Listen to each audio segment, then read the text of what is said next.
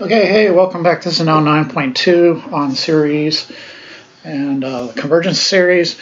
So what are series? It's kind of what we'll talk about right now. And basically all they are sequences of partial sums. Sequences of terms that are formed by adding things together. Okay, so infinite series. Okay, so a sequence of partial sums is kind of where I'll start. Of partial sums. So yeah, sure. The sequences we learned in the last section, that stuff's important. That's great. It's a lot of fun. 3, 5, 7, 9, etc. But these sequences aren't very useful to us in the long run, as it turns out. The ones that are useful to us are going to be these ones that are built off of adding things together. So instead of having like A1 equals 3, A2 equals 5, A3 equals 7, A4 equals 9, the ones we're going to be interested in, I'm going to call this, instead of A, I'm going to call it S for some. Maybe S1 would be 3. S2 would be 3 plus 5. S3 would be 3 plus 5 plus 7. S4. So it's still a sequence. It's just the way we build the numbers in that sequence are via sums. And it's all related to the idea in my introduction video that we can kind of rewrite these exponential functions as infinitely long polynomials. Okay. Because when you take the limit of a sum like this, so we have the limit of like S sub n. In this case, the S sub n thing is a sum from A sub 1 to A sub n, basically. So you would have like something like, let's do I from let's say 1 to n, and then we take the n going to infinity. So and here you would have what is it, 2n plus 1, right? And so if you took the limit of this thing, it would just be like an infinite sum. Okay, so what we're doing is kind of taking this thing. So maybe I should kind of write that out. We're taking things like this, and we want to kind of analyze and then play around with them. And the way we're going to be able to do that is via sequences. Because we can see this infinitely long sequence as kind of a sequence of partial sums, a sequence like this. So S sub 1 is 1, S sub 2 is 1 plus x, S sub 3 is 1 plus x squared over 2. And then if you keep on going, S sub n would be 1 plus x squared all over 2 plus blah, blah, blah, all the way up to plus x to the, looks like n minus 1 all over n minus 1 factorial. Okay. Which would equal the sum from I equals, or let's say, yeah, sure, I equals 1 to n of x to the n minus 1 all over n minus 1 factorial.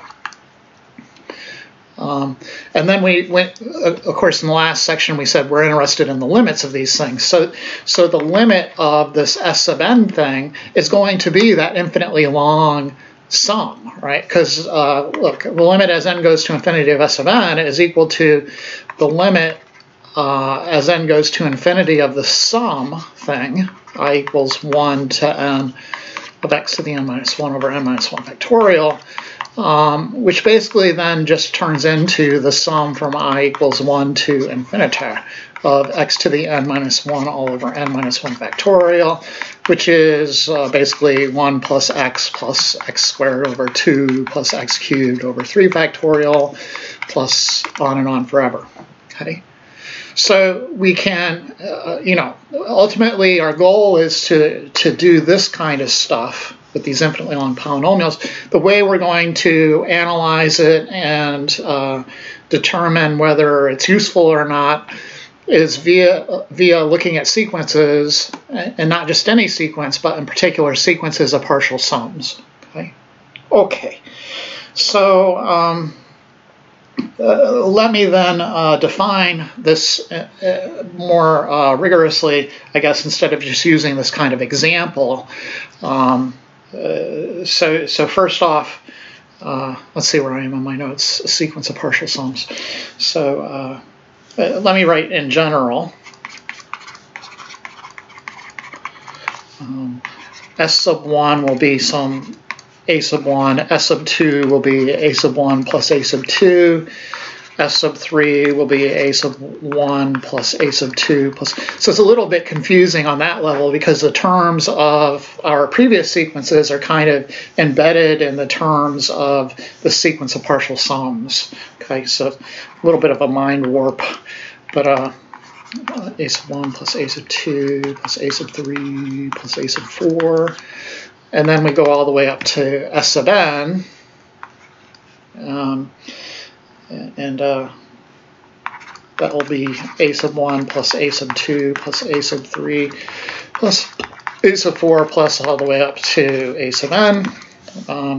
But you can always rewrite that as a sum, right? So it's a finite sum from index, let's say I equals 1 to n of a sub I. Okay, those two statements are equivalent. And then if we take the limit of that thing as n goes to infinity, what you end up with is basically an infinitely long sum. Okay, so we'll say if we take the limit then,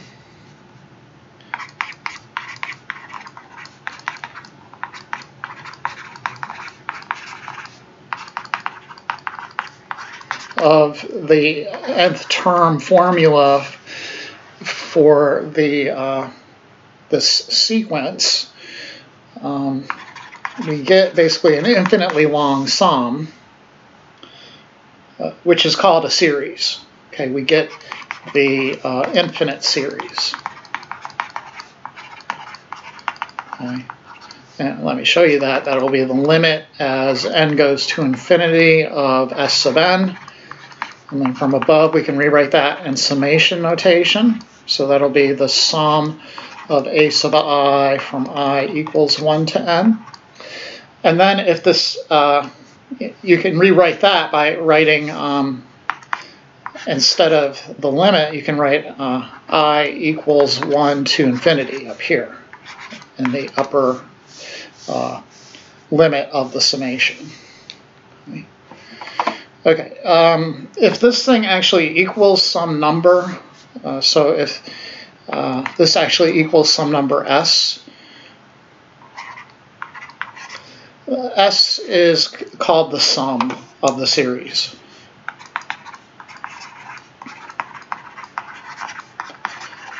And just like with sequences, because this is technically a sequence, just a weird kind of sequence of partial sums, we can say it's convergent. The series converges.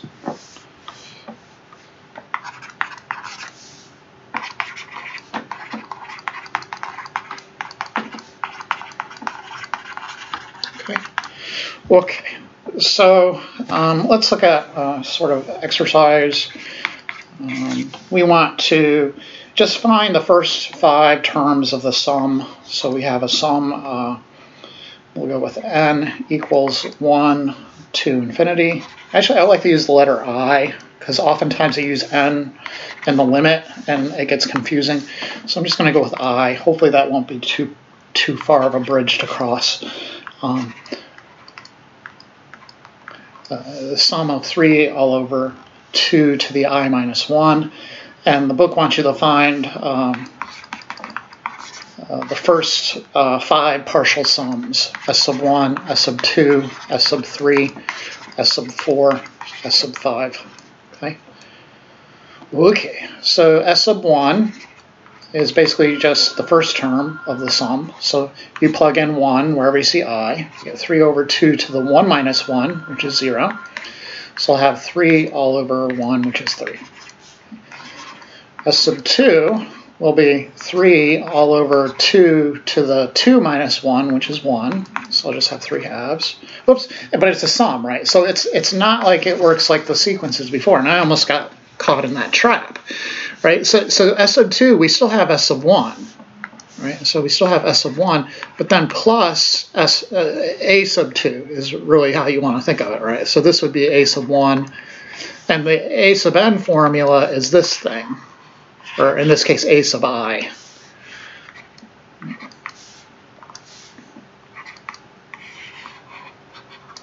So S sub 1 is just A sub 1. S sub 2 is A sub 1 plus A sub 2. Okay, so A sub 1 is 3. We already figured that out. And then A sub 2 is 3 all over 2 to the 2 minus 1, which is just 1. So 3 plus 3 halves. Then you can find a common denominator.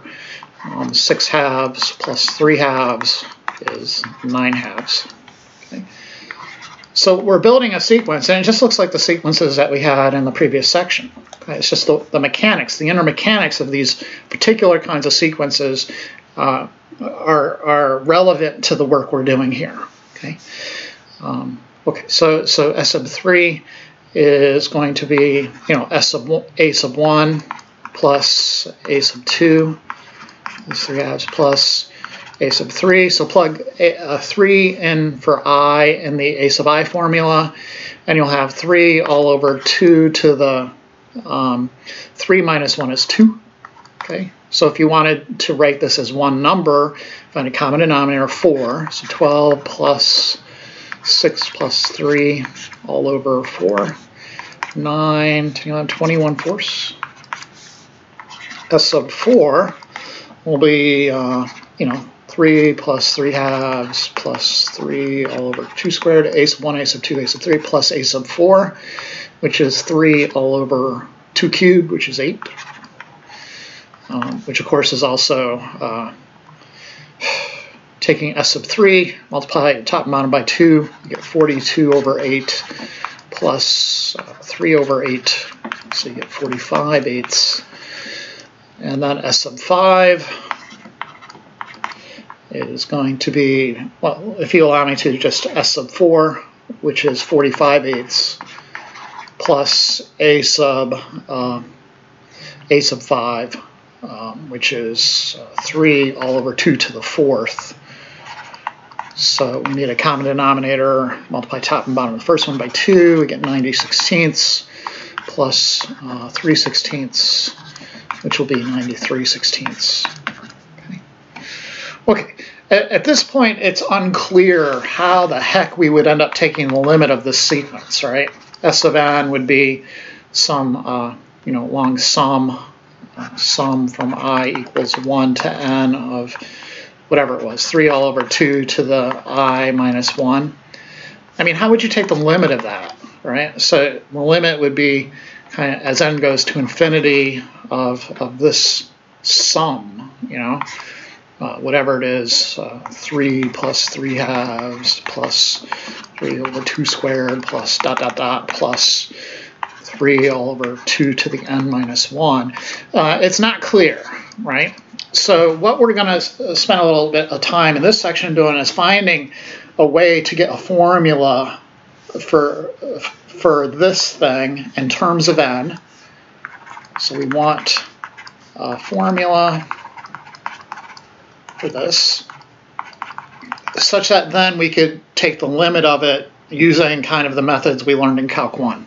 Because right now we never learned how to take a limit of a sum, especially the sum. If you think about it, at every point in the sequence, it's kind of growing, and it's not clear how to kind of deal with that. So we're going to give you some easy type of classes of series that kind of have tricks you can take advantage of in order to figure out that formula.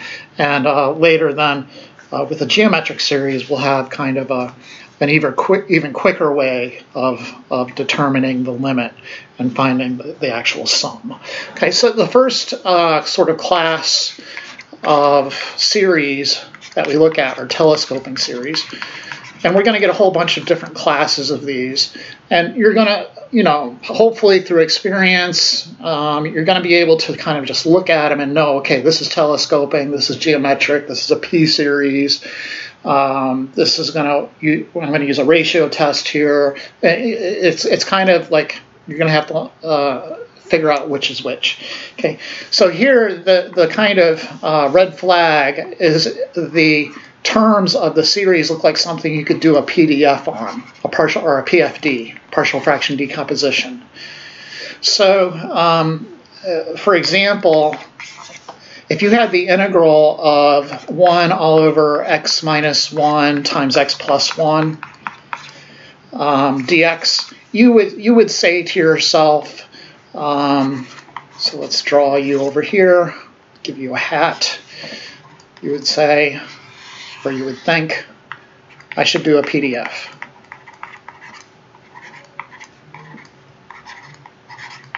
Okay. Now you're not going to see the integral symbol, but you see a sum symbol, and these are kind of related in a weird sort of way. We'll talk about that later. But you'll see something like this: n minus 1 times n plus 1. And you'll be sitting there saying, well, back in the day, I thought this was looked like a partial fractions, right? Now I'm going to be thinking this looks like a telescoper.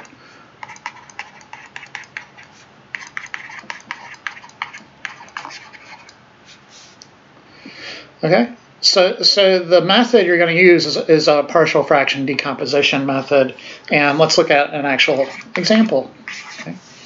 Okay, so we have I equals 1 to infinity of 4 all over I times I plus 1 plus 2, and we want to do we want to figure out this basically it's a limit of partial sums, which is an infinite sum or a series. We want to figure this out. What does it equal?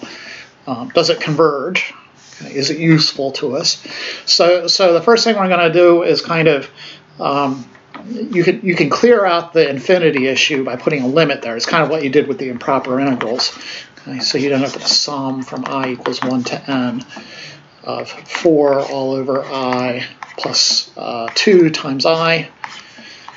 And then this part of it, you want to replace with some sort of nice, compact formula that you know how to take the limit of. Okay? And I claim you could do that by using a partial fraction decomposition. Okay, so let's do a partial fraction decomposition. So I have I times I plus 2. This is equal to A all over I plus B all over I plus 2. And then this thing, it'll end up being 4 equals A times I plus 2 plus B times I. Then let's just do the substitution method. I equals -2. So 4 equals -2B. And so B is -2. And then let I equal A is 0. So 4 equals 2A. So A equals +2. Okay, so we're going to be able to begin to rewrite that sum in the curly bracket.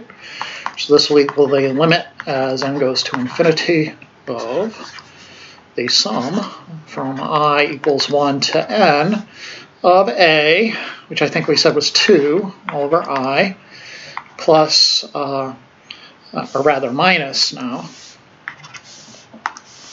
minus 2 all over I plus 2. Okay, because this sum is finite, and you can't do this with like infinite sums unless you know they're convergent, but with a finite sum you can factor that 2 out of the expression, and then with limits you can factor the 2 out of the limit. So you can simplify it a little bit. Okay, so you got the 2 limit as n goes to infinity of the sum of 1 over I minus 1 over I plus 2. From I equals 1. So it's a little bit like doing an integral. You kind of try to do what you can to make it simpler. Now is maybe something a little bit weird, and it's why they call this a telescoping sum. Okay, so that thing in red, we're actually going to write it out, sort of. Okay, we're going to do a yada, yada, yada on it, but we're going to kind of write it out. So let me, just because I want to write it all out in one kind of area, I'm going to move my equal sign down here. And I'll have 2 times the limit as n goes to infinity of this thing. So I'm going to start putting in I values. I equals 1, so I get 1 over 1 minus 1 all over 3. Okay. And then plus I equals 2, so I'll have 1 over 2 minus 1 all over 4 plus, put in I is 3, so I'll have 1 over 3 minus 1 over 5, and let's just do one more, plus 1 all over 4 minus 1 all over 6 plus yada yada yada, and then plus 1 over 6, and then we want to kind of just put in general, the last couple general terms. So I'll try I equals n minus 3, so I'll have 1 all over n minus 3 minus 1 all over n minus 3 plus 2, which will be n minus 1, plus, and then I'll try I equals n minus 2, plop that in there. And you might want to pause the video and see if you can sort of write it out. So just put the first 4 terms and then the last 4 terms.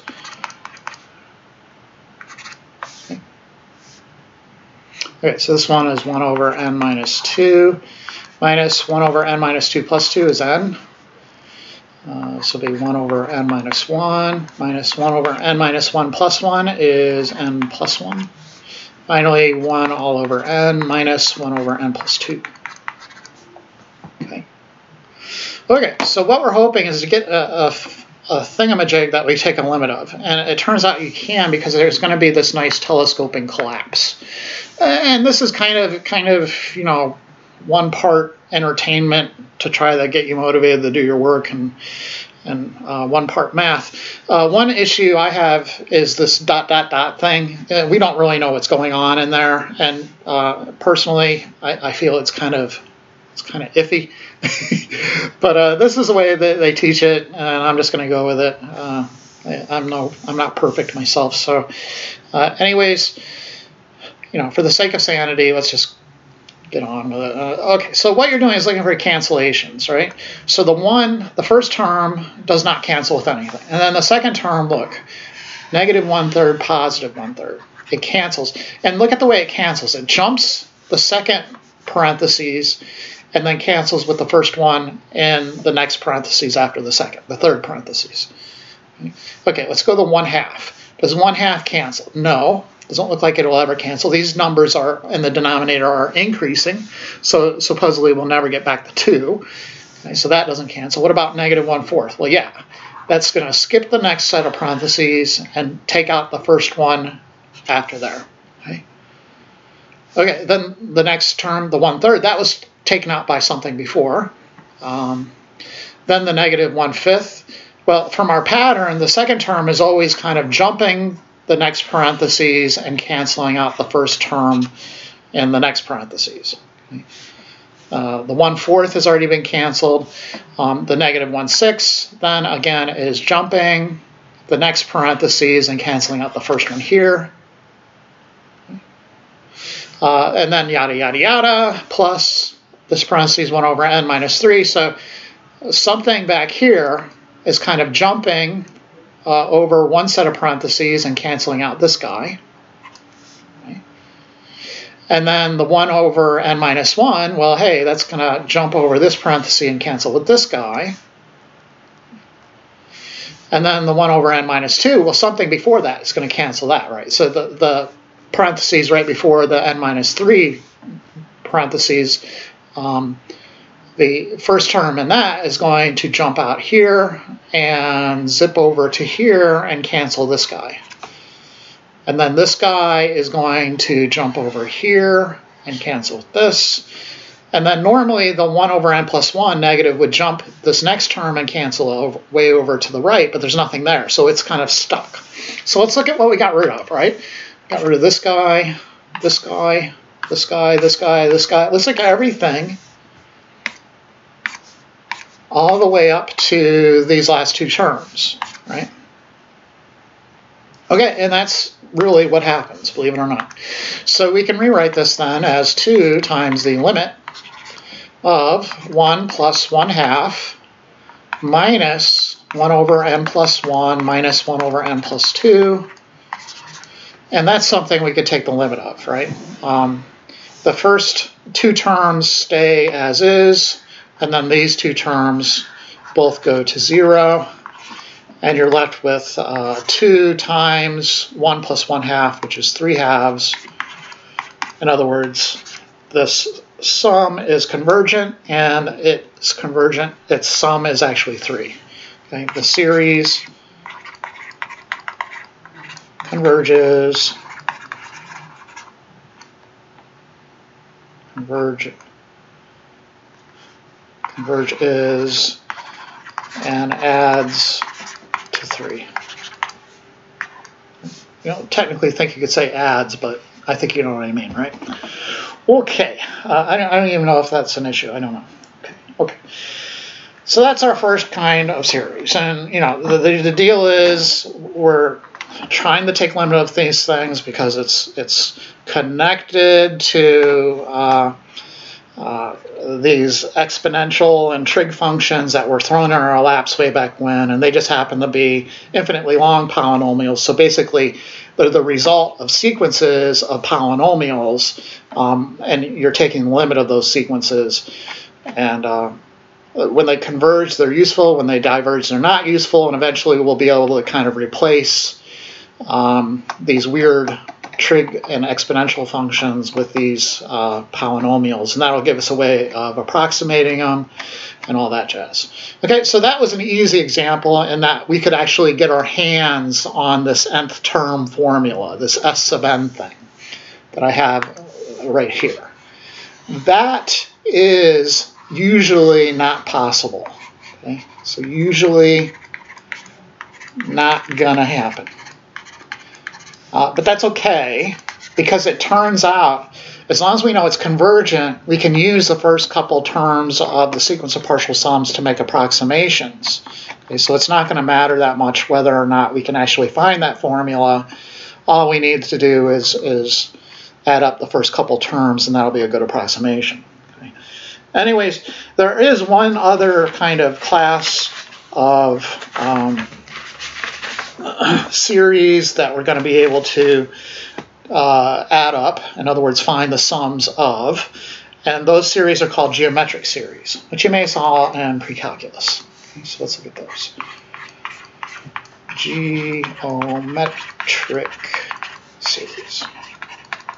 And again, it comes down to kind of magically, so what we're going to do is magically look for this formula, this S sub n thing, like we found in this previous, in the telescoping series. The S sub n is kind of sitting right here, right?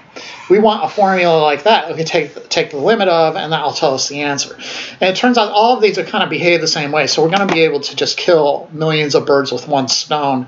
And this red formula will kind of be determined by the structure of the original sum that's given to you. Okay, so you'll be able to just look at this and kind of know what the answer is, maybe with a bit of arithmetic. Okay, so let's see how we do that. So first off, what is a geometric series? What does it look like? Well, as a sequence of partial sums, you know, S sub 1 will equal A, S sub 2 will be A plus AR, S sub 3 will be A plus AR squared. All the way up to S sub n, which will be A plus AR squared plus dot dot dot plus AR to the n minus 1. And then we take the limit as n goes to infinity. In our book, they don't start at 1, which is kind of crazy. They actually start at 0. So if you allow me to, let me go back here and edit this. So this last guy is n, yeah, and then it goes up to, so it goes up to n instead of n minus 1. So maybe that's why they did it. They didn't want to play around with the n minus 1 thing. So for S1, it stops with r to the first. For S2, it stops with r to the second. For Sn, it's going to stop with r to the ar to the n. Okay. And again, we want to take the limit of the sequence of partial sums, which is basically the limit of this finite sum here as n goes to infinity, which will end up equaling the sum from I equals 1 to infinity of ar to the n. Okay? And it's only going to converge in particular cases when the r value is in some range. So what we're going to do is kind of go through a proof of what is the result of this. And the result is that this thing will converges to a over 1 minus r if your absolute value, the absolute value of r, is in between 0 and 1. And then it diverges when the absolute value of r is greater than or equal to 1. And you're going to kind of have that memorized. I don't want to scare you, but eventually this part needs to be encoded in your brain. Right? So you may want to start with the note cards right now. So you're kind of collecting these classes of sequences. What do we have? We have telescoping, number 1. Number 2, now we have the geometric. Okay. Okay. So anyways, maybe before we show you the proof, we should just look at some examples, and then we'll do the proof. So this first example, the sum from n equals 0 to infinity of 5, 6 to the nth power. Okay, so you can basically just, and I've screwed up my lower limits on these. It should be from I equals 0 to infinity. So I did start at 0. Sorry about that. Okay, so with these, as long as it has the same form, I equals 0 to infinity, or n equals 0 to infinity in this case, as long as it has, and great. So because of the way I've done it, I've screwed up the exponents. Okay. So it should be I. It should be I. Okay, so as long as we're in the same form as this, as long as this thing here is in the same form as that thing there, it just comes down to plug and chug. Okay? So here you can see that the a value, or sorry, the r value is going to be 5, 6. The a value is just 1. There is no a, basically, but you just pretend it's a 1 in front, right? Once you've established all that junk, you can just plug and chug. So it'll be a, which is 1, and you have to make sure that the r value, is in between 0 and 1, which it is. 5, 6 is less than 1, but greater than 0. Okay? So once you've established that, then you could actually figure out the answer. 1 all over 1 minus 5, 6, which is 1 all over 1, 6, which is 6. Okay? A lot easier than the telescoping once you get the formula down. But let's look at another one. Let's look at the sum from n equals 0 to infinity of negative 1/5 to the n. Okay. Okay, let's be a little bit more careful about our r value. So the r in this case is negative 1/5. We need to make sure that the absolute value of that is less than 1. Okay, so the absolute value of r is 1/5. That's definitely less than 1 and greater than 0. And then the a value, again, we don't see it, but it's there. It's 1. So what? Well, then you could plug everything into the formula. So it's a all over 1 minus r, which would be a little careful with the negative sign. So it's 1 all over 1 plus 1/5, so 5/5 plus 1/5 is 6/5. Take the reciprocal, that'll be 5/6. Two more, and then we'll talk about the proof of y. So here we have the sum from n equals 0 to infinity of 7/6 to the n. So this time the r value is 7/6. Absolute value of that is just 7/6, but it's not less than 1, right? It's actually greater than 1.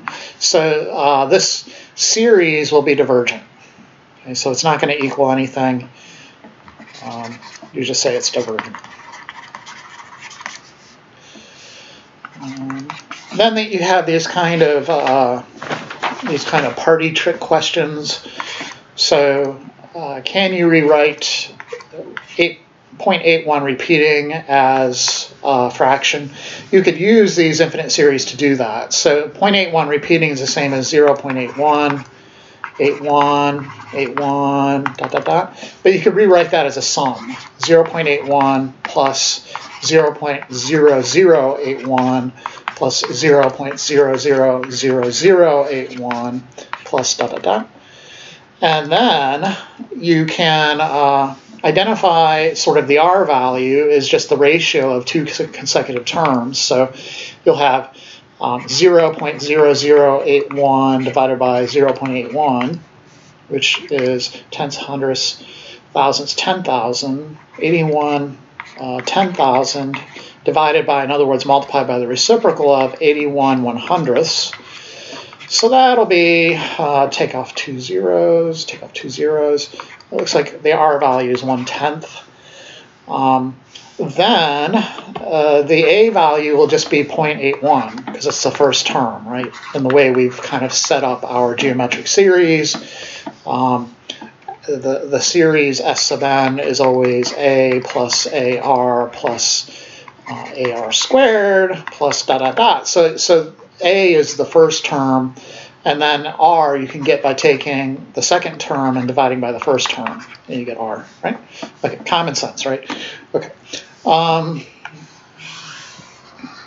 So we can then just plug that into our formula from above. So our formula from above, I used I, unfortunately. I equals, we start at 0 to infinity of AR to the I. Right? So this thing will equal A, which we found to be 0.81. It's a sum of that, sorry. I equals 0 to infinity of 0.81 times R, which we found to be 1/10 to the I. Okay. And then the R value, of course, is 1/10. The absolute value of that is less than 1 and greater than 0. A value is 0.81. It's convergent because of the R value. And then we can just plug and chug. So it's A, 0.81. all over 1 minus 1/10. Okay. 0.81 is 81 100ths. 1 minus 1/10 is 10/10 minus 1/10, which is 9/10. And then you have 81 100ths times the reciprocal of 9/10. And then 9 goes into 81 9 times. We can remove 1 0. Really? So it's 9/10. The answer is 9/10. No way. I screwed something up.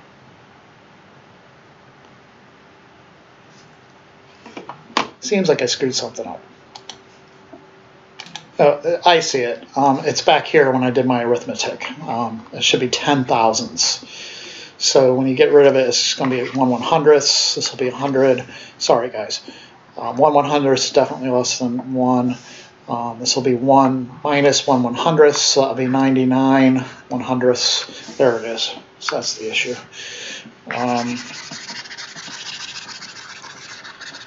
And then you're going to get 81 over 99. And you can divide top and bottom by 9. You get 9 over 11. Okay. And then you can go to your calculator and divide 9 by 11, and you should get 0.81 repeating. There's quicker ways to do that using sort of trickiness with algebra, but this is kind of calculus class, so that's how you would do it here. Okay, so anyways, there's that. Hopefully that'll get you through the work. Let's take a look at the proof, and then I have like 3 more kind of theorems I need to look at, and then we'll look at some general homework problems. Eventually I will give you the homework quiz. I haven't forgotten. Did I already have that out? No. Okay. So I'm going to give you the homework quiz. Just hang in there. So first off, the proof of this thing. So again, the series from I equals 0 to infinity of AR to the I will equal A all over 1 minus R when the absolute value of R is greater than 0 but less than 1. And this also means it's convergent. And it will diverge when the absolute value of R is greater than or equal to 1. Okay, so we need to prove that. And the basic proof is going to be kind of more like this telescoping part here. Okay, so we kind of want to kill all birds with one stone, and then obtain this S sub n formula in a general in terms of R, basically, and then we can take the limit of that and see which values of R will cause it to converge and which will cause it to diverge. Okay, so let's dive right in. First, the kind of trivial cases where R is actually equal to 1 or negative 1. So when R is equal to 1, you can look at the sequence of partial sums and easily get a formula. So S sub 1 will be 1, or maybe we start with S sub 0. S sub 1 will be 1 plus 1, which equals 2. S sub 3 will be 1 plus 1 plus 1, and of course the A value here I'm just assuming is 1. So if you don't want to, you can, if you want to be more general, you can just use A instead of 1. So A is A. So S sub 0 is always A, and then S sub 1 will be A plus A times R squared. But R is just 1, so A times 1 squared is just A. And then S sub 3 will be, and this will be 2 A's, right?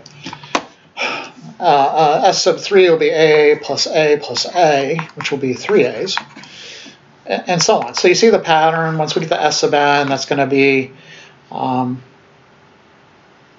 whoops, this is S sub 2, so this will be 3A. When you get 1, it's 2. 2 gives you 3, so n gives you n plus 1 times A. Then you could take the limit of this thing, right? So the limit as n goes to infinity of A times n plus 1. I don't think they put any restrictions on the A value. It could be negative or positive. In particular, it really won't matter. What you'll end up with is A times infinity. And so long as A is not 0, that's going to equal either positive infinity or negative infinity. In other words, the series is divergent. Okay. Just by taking the limit of literally the nth term formula, which was easy to find. Okay. On the other hand, if R was equal to negative 1, and we're just going to use A as A, S sub 0 is A, S sub 1 is going to be A plus A times negative 1 to the 1, and that's just going to give you A minus A, which is 0. And then S sub 2 is going to give you A minus A, and then negative 1 squared times A, which will be plus A, which will be A. S sub 3 will be A minus A plus A minus A, which will be 0. And then hopefully you see the pattern, right? So S sub even is always, the formula for that will be A. S sub odd, the formula of that will be 0. The limit of the evens does not equal the limit of the odds. And what does that mean? That means it's divergent. Okay, so again, this series is also divergent. So whenever you have the equals, absolute value of r equals 1, it's divergent. And that's the second category. Diverges when absolute value of r is greater than or equal to 1. Okay, so now let's look at the cases when r is not equal to 1. Okay, so if the absolute value of r is not equal to 1. Okay, so what do we have then? If that's true, then we note the following. And this is kind of a weird thing. I think Gauss thought it up way back when he was probably like 4. So what is S sub n? S sub n is a plus ar squared plus ar cubed plus plus ar to the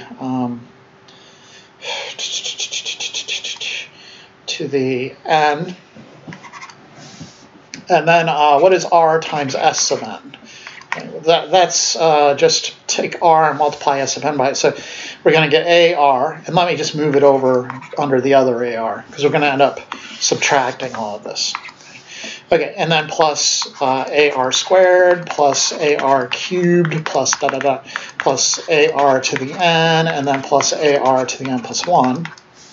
So when you subtract all that, what do we get? S sub n minus r S sub n equals a, and then all of this junk cancels. Minus AR to the n plus 1. Right? Then on the left, we can factor out the S sub n. We get 1 minus r equals a minus a to the r to the n plus 1, AR to the n plus 1. Divide both sides by r minus 1, and we're going to get sort of something that's similar to what our formula is giving us, a over 1 minus r. We get S sub n, the nth term formula, and I'm going to factor an a out of this. So S sub n is 1 minus r. It's a times 1 minus r to the n plus 1. I'm going to factor that a out and divide by the 1 minus r. So I'll end up with a over 1 minus r times 1 minus r to the n plus 1. Okay, so that's my nth term formula. Basically, similar to, the method is similar to what we did with this telescoping, and then we end up with our nth term formula, and we can take the limit of that thing. Except we did it in terms of r here, so we can kill more birds with one stone. Right? Okay, so if you take the limit then of S sub n, which will be the limit of this constant a over 1 minus r times 1 minus r to the n plus 1, the only thing that's dependent on the limit, so the limit is n go to infinity, the only thing that we really can't evaluate, because the limit of a constant is the constant, so you have a limit as n goes to infinity. If you distributed, you'd have a over 1 minus r to the n plus 1 times a over 1 minus r. This first part is a constant, so that's just going to be a over 1 minus r, and then minus the limit of this thing, and you can factor that constant out of that as well, assuming this is all convergent. Okay? But ultimately what I'm getting at is that the limit is completely dependent on this r to the n plus 1 part. In other words, it's completely dependent on r. In other words, all you have to do is look at the r value in order to tell if the geometric series is convergent. Okay? It all comes down to the r value. So what? Well, when r is not equal to 1, we have two cases that we'll consider. Basically, if r is less than 1, and we'll assume that the absolute value of r would be not equal to 0. Okay? If r is equal to 0, then the sum will just be a, right? And you wouldn't be able to use the formula, I think, is the point. But if r is less than 1, absolute value of r less than 1, then you can figure out that limit. Okay? Then, and I think in the previous video I kind of did the calculus proof. But if r is in between those two values, this will just equal 0. Okay? It's like taking the limit of 1 over 2 to the n. as n goes to infinity, right? The sequence will be a sub 1 is 1 over 2, a sub 2 is 1 over 4, a sub 8 is 1 over 2 to the 8th, a sub a million is 1 over 2 to the million, and then the limit of a sub n then, of course, is just 0. Okay, so that's that case. Then the other case is if the absolute value of r is actually greater than 1, then this limit is not going to exist, and its non-existence will be kind of oscillating for one case. So it'll sort of the terms will go plus and minus, and they'll get worse and worse as you go along towards infinity. This limit of r to the n plus 1 will either be kind of not existing by oscillation, or it'll go to negative infinity or positive infinity, right? So will it even... No, it won't even go to negative infinity. The negative infinity case, it'll oscillate because the powers will be even odd as you go through the sequence. So it'll be going plus, minus, plus, minus. It's only the case when r is like 20 that it'll go to infinity. In either case, though, it's considered divergent. Okay. And then ultimately, we have this nice formula above, which I would expect you to have memorized. And that would probably allow you to evaluate pretty much any series. Okay, so let's look at an application of this, and we'll make this one the video quiz. Video quiz, video quiz, video quiz. Okay. So a ball is dropped, and then we still have one more thing, or actually 3 more things that will be helpful in your journey through Chapter 9. So a ball is dropped from 16 feet. Each time it drops h feet, whatever amount feet, it rebounds 0.81 times h feet, so 81% of the original drop. Find the total distance traveled.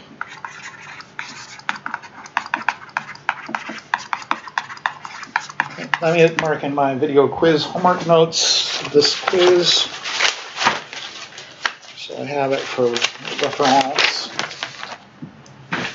This is now 9.2. This is in homework 6. And it's the ball dropping problem. Okay. So first off, let's look at a picture of the scenario. So first, the individual is dropping the thing 16 feet. It goes all the way down, hits the ground, and then rebounds 81% of 16. Okay. 0.81 of 16. Then it's going to fall back down, right? And then it rebounds 81% of that amount.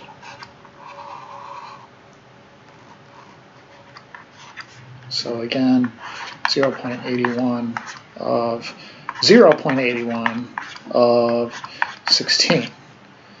Okay. And then it's going to drop back down, etc.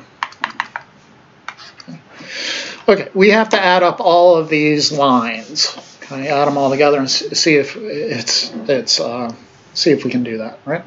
So we'll have 16 plus 0.81 times 16 plus 0.81 times 16 plus 0.81 times 0.81 times 16. That's 0.81 squared times 16 plus 0.81 squared, the fallback, times 16, plus on and on and on.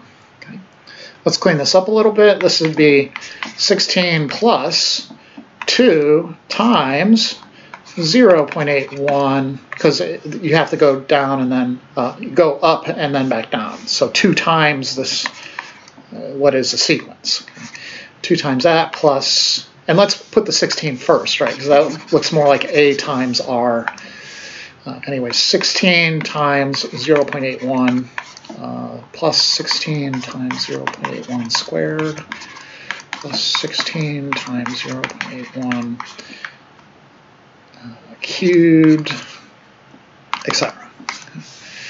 Let's rewrite that as a sum. Remember your summation, it goes A and then AR squared. So it looks a little weird because the exponents are off, but it just means that the A value is actually 16 times 0.81 as opposed to just 16. Okay? And again, if you're not sure, you can always just take the 2 terms and divide them, and you get your R value, okay? Just like we did above. So anyways, this will be, the R value will be 0.81. The A value is just the first term. That's 16 times 0.81, whatever that is. Okay. So I'll end up with 16 plus 2 times the sum from I equals 0 to infinity of the A value, which is 16 times 0.81, times the R value to the ith power.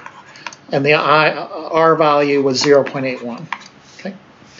Then the R value, of course, is less than 1. The absolute value of R is just 0.81, which is less than 1. So it's convergent. So that means we can go ahead and evaluate this. 16 plus 2 times A, which is 16 times 0.81, all over 1 minus R, 0.81. And if you go to your calculator, you will end up with, I'm looking at my paper, 152.42 feet. So that's the video quiz, video quiz, video quiz. Okay. Okay, so 3 more things. Sorry, there's so much, really, in Chapter 9. 3, there's actually more like 4 more things, but 3 more things. So first off, you can't really treat infinite sums like you treated finite sums. Okay? There's a difference. Okay? The rules of the world of the finite is different than the rules of infinity. So in general, the sum from I equals 1 to, let's say, 6 of 5 times I is actually equal to 5 times the sum from I equals 1 to 6 of I. Okay, we could do that. So maybe not in general, but just note that. Unfortunately, we can't necessarily do that if it's infinite.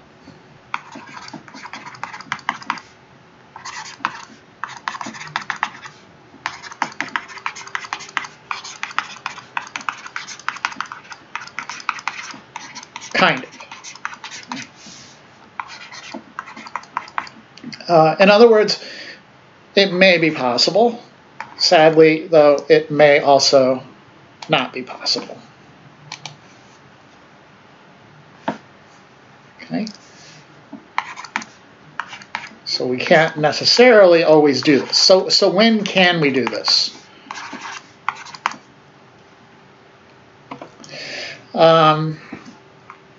Can we ever do this?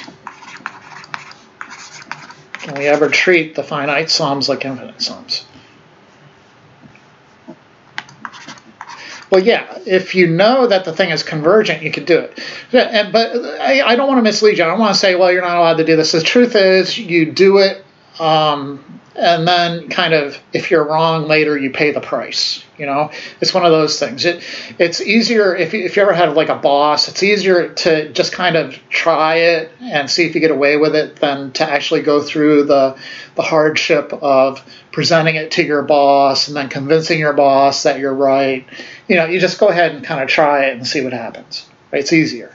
So usually, you know, I'm going to do it without thinking about it. But technically, you can't really do it unless you know the thing is convergent.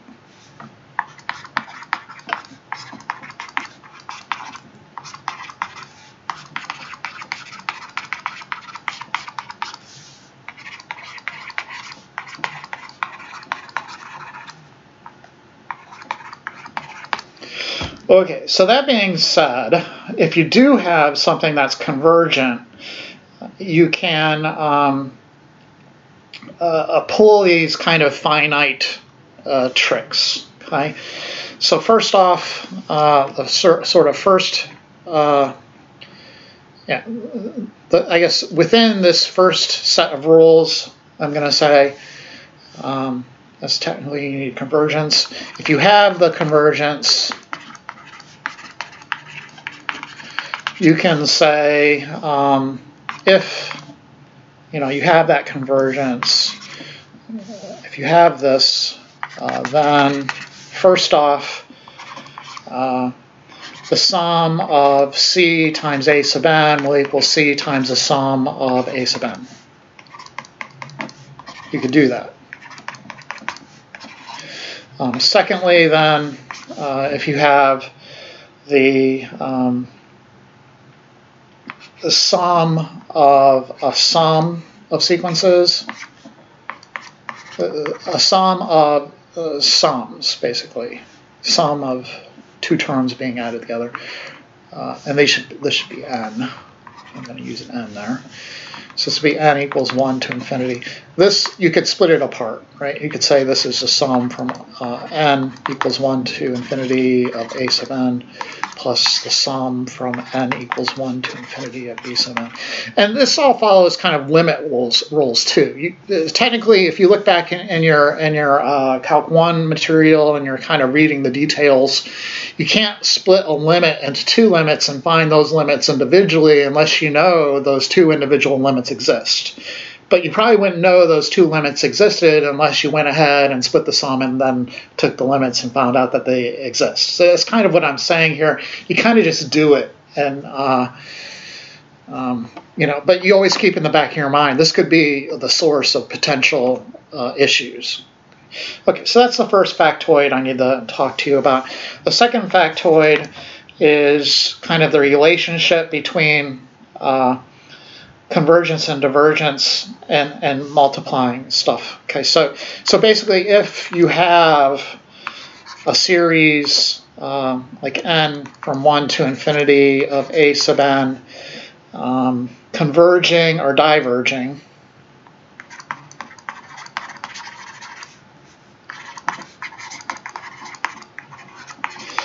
you can multiply it by a constant and it'll still have the same behavior, as long as that's a non-zero constant.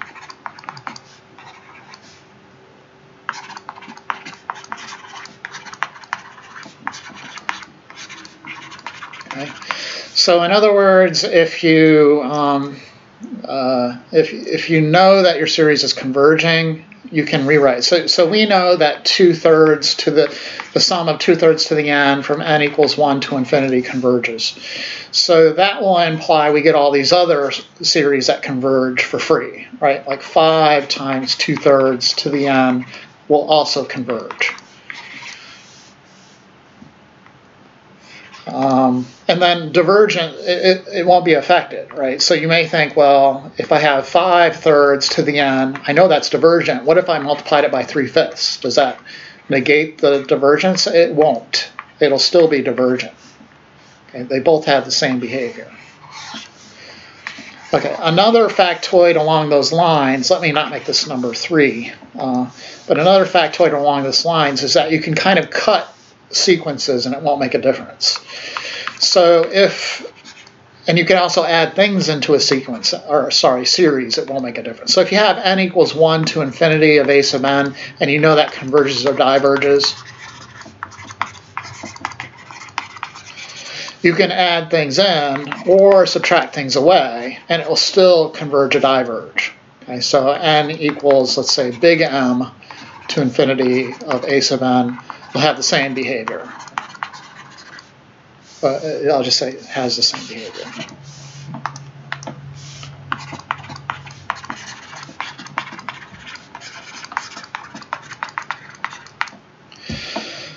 Okay, let's look at the third kind of factoid.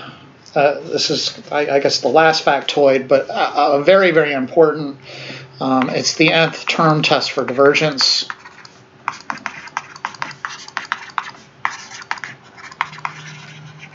Okay.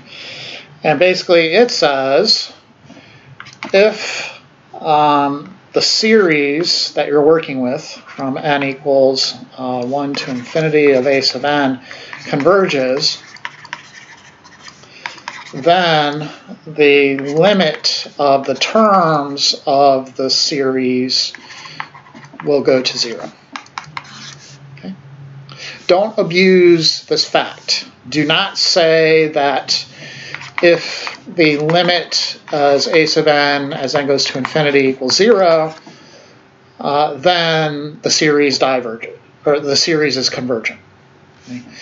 If the limit of a sub n equals 0, the series may either converge or diverge.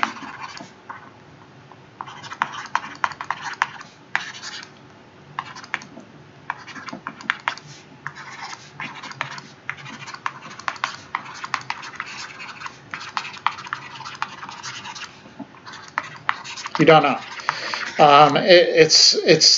What you're doing here, I think it's called converse error. Okay, so the prime example usually is with baseball. You know, if the baseball player hits the ball out of the park, then he's gotten a home run. If you get a home run, that does not necessarily then imply that you hit the baseball out of the park, because you can get an inside the park home run, right? You could just run the bases before the players can throw you out. Okay, so don't commit that converse error.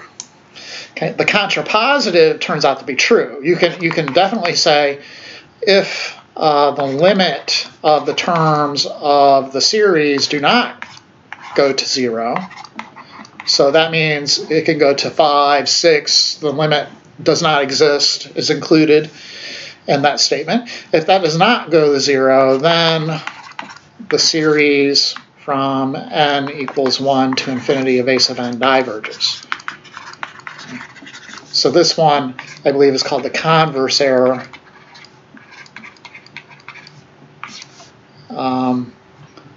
This guy is called the contrapositive. And if you study logic, you can kind of start using logic to prove other theorems. Okay, so this would be a form. The first guy is a form P, then if P then Q. The second form is if Q then P, which doesn't necessarily have to be true. And then the third form is not Q implies not P. So not Q implies not P. Okay. Okay. And that's really the big and the small. But let's look at one example, at least, maybe two examples of using the nth term test. So this, again, is the nth term test will turn out to be the first step when you're dealing with any randomly generated series. Okay?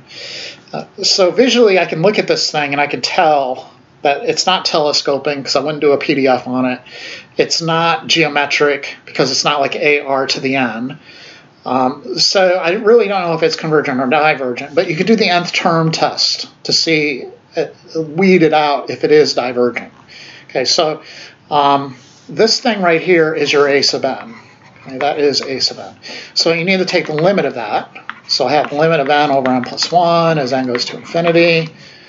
And then, you know, magically I see that's equal to 1, which is not equal to 0, which implies it's divergent by the nth term test. And you're going to need to write out what you're thinking here for these tests. You don't have to get crazy about it like they did in the beginning of the century. They just went nuts about it. They're proving 1 + 1 is 0. You know, you don't have to go that far. But I need some words here. You can't just flip a coin and write divergent. Okay, you need to show a test. And then kind of tell me your conclusion. Show me you doing the test. So the test here is taking a limit. Here I'm kind of testing the criteria, and then I'm making a conclusion and noting what test I used. Okay, and this is a written test for us. This is not going to be a web-assigned test. So you're going to have to kind of get this sorted. Let's look at one last one, and then I'll let you go. The sum from n equals 1 to infinity of tan inverse of n. So again, it's not geometric, it's not a telescoper, but you could try the nth term test, right? So the limit as n goes to infinity of tan inverse of n, we know from the graph, it'll go to pi over 2, right? We have that asymptote right there at pi over 2. Again, that's not equal to 0. That implies it is divergent by the nth term test.